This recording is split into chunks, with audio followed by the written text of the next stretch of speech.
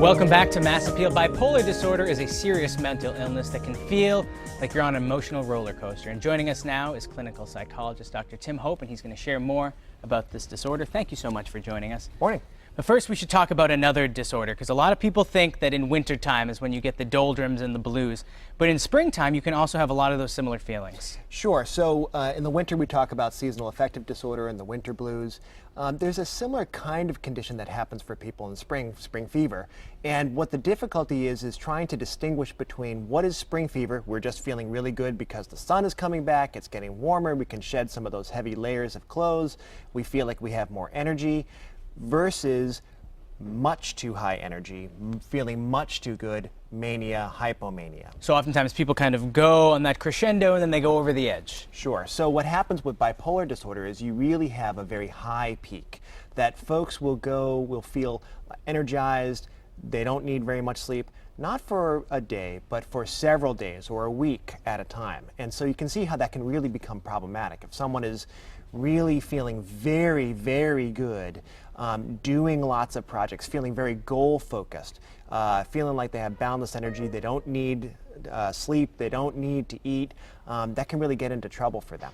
How do you know when you're at that tipping point, though? Because for me, I don't think I have bipolar disorder, but I have those high highs where I'm very productive, and then I have those low lows where I'm maybe after that period where I don't feel that productive. How do I know that I don't have bipolar disorder? Yeah, the two major distinctions are the duration and how much distress or dysfunction it causes in your life. So for one, we all have those periods of time when we really feel locked in on a project and we're really making some good projects. We might be able to do that, say, pull an all-nighter, and we feel okay, and we'll get some sleep the next day.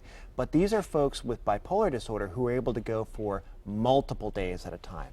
And then things begin to unravel for them. So whereas they were pretty efficient and focused for a time, after those few days, it really becomes more disjointed, more disorganized, and they can become a danger to themselves or others because they're taking unnecessary risks, and they're not appreciating those risks. Now, Dr. Hope, is this different from depression because people who suffer depression don't often get those highs followed by the lows?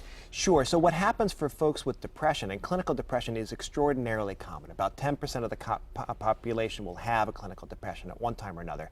For people with bipolar disorder, it's only about 1% of the population.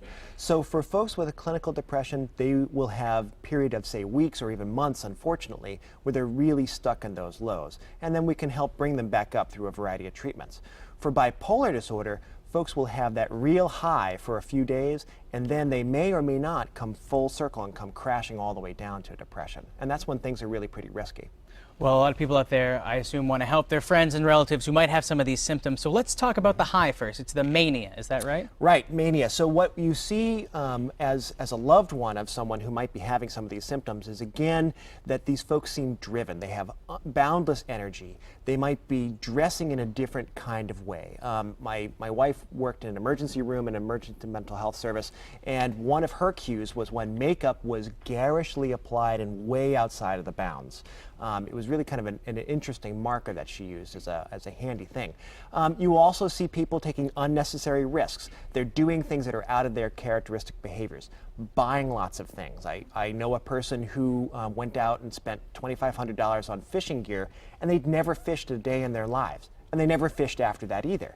So you might have some of these kind of risk-taking behaviors, drinking or using substances or getting into relationships with people that they previously didn't know, driving too fast, making these big buys. So it's really pretty risky behaviors. And oftentimes it can even be the way people go about their day-to-day lives, like, slurred speech, talking so quickly, just not having that impulse control. Rapid speech, and that reflects what they call a flight of ideas, that their thoughts are just going so quickly, their mouths can't keep up. And so the key, though, is we know lots of people who are fast talkers, and they're always fast talkers. The key is that this is a deviation from what was previously there for the person. Now let's talk about that crescendo point, because we have mania, and it's ramping up, and it's ramping up.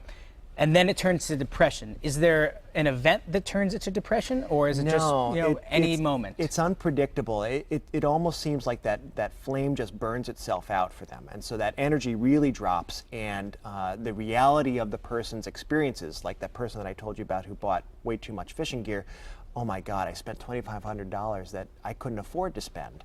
And so they begin to feel guilty, they begin to feel down, they self-recriminate, they're depressed, and so that's when we really see a risk for suicide. It's almost as if they see all the negatives in the mania that they just performed too. They see all the good that they've just done, but then they turn the prism and turn it into something that's not as good. Right, so whereas with mania, they are not appreciating the risks of what they're doing. Versus depression, they are over appreciating all the negatives and seeing this as a total failure for themselves. And that's really when they're most at risk and when they really need treatment. And some of those other signs are, lack of sleep or lack of energy too. So for depression, you would see on the other side of it, sleeping too much, withdrawing from social contacts, versus the mania, which is not sleeping at all and too engaged socially. Now, depression, you were saying earlier, people can talk to a psychologist, a psychiatrist, and work through the problems or be prescribed medication. How does it work with a bipolar disorder? Bipolar disorder is a psychobiological condition. It really, as a cornerstone, is needing good medication, good treatment by a psychiatrist, plus psychotherapy for the person, and if they're in a relationship or in a family, education for the family so that they can provide good supports. Because unfortunately, one of the things that will happen for a person with bipolar disorder is they'll get on a proper medication, they'll be feeling better, but they miss some of the energy, they miss some of the good feelings, they miss some of that productivity. And because they're stabilized on medication, they'll feel like, well, maybe I don't need the medication anymore. And I don't wish for anyone to have to be on medication for the rest of their lives. So I can appreciate that idea.